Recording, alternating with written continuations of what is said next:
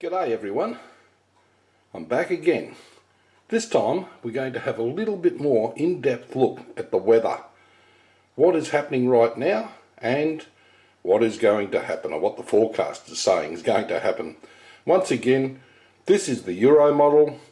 As I said a couple of days ago, this is probably the most accurate weather model we can get for this part of the world.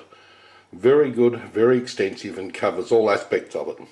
At the moment, we've got this deeply embedded low hovering around over Tasmania with the associated cold front in Bass Strait, producing, I would assume, some very nasty seas down that way. Lots of wind. This low pressure just above New Zealand has been hovering around for the last few days, and that's been generating the big swell, the dangerous swell and surf conditions that have been hitting the east coast of Australia, over here along the east coast. Quite significant swell coming into all the exposed coastline, creating very dangerous conditions. This cold front, if I get to the right location, as you'll see, as it progresses from today into tomorrow, is starting to strengthen down in the southern Tasman Sea, pushing up all the way up this southwesterly airflow, bringing the air off the Alps up to where we are and beyond. Quite strong winds coming up against the east coast current, and that will produce quite nasty sea conditions all the way up to Fraser Island and beyond.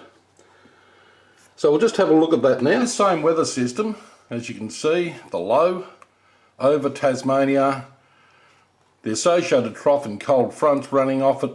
As we go into it, we've got very benign seas up the east coast, but as this develops and starts coming up against the east coast current, you will see it'll turn that nasty shade of red, which means it's going to be up around the 6-metre seas or beyond as it goes into the Friday, Saturday, up the New South Wales coast.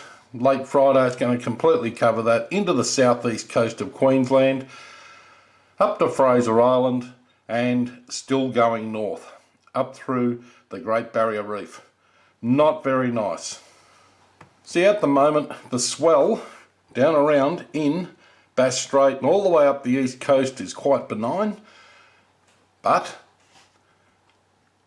by tomorrow you'll start to see some development. A lot of swell being generated off this one over above New Zealand. Thursday, a little bit of a puff coming up the New South Wales coast, but well offshore.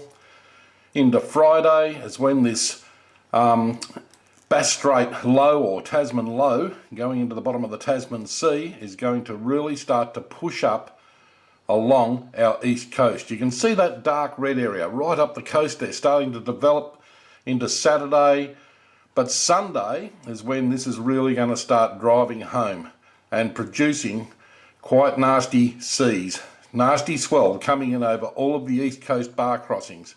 So it would not be a good time to be coming in over places like Wide Bay Bar at the bottom of Fraser Island or any of the northern rivers of New South Wales. Here we're looking at very nasty, very large swell coming in against the east coast of Australia. Right into next Tuesday, Wednesday, it's starting to abate. By Wednesday, it's going to be starting to looking good, back to situation normal again.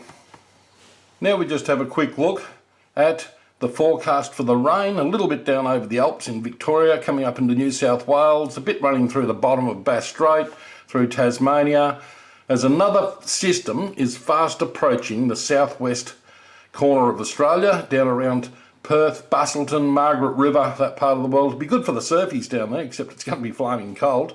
But there's a little bit of moisture starting to push up the east coast, but they're only going to be isolated showers by the time they get up to the Queensland coast. If you're lucky enough to get in the way of them, you might get a bit of moisture.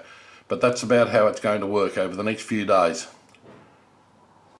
So wherever you are, stay safe out there, and cheers from us, sailing on Anacam.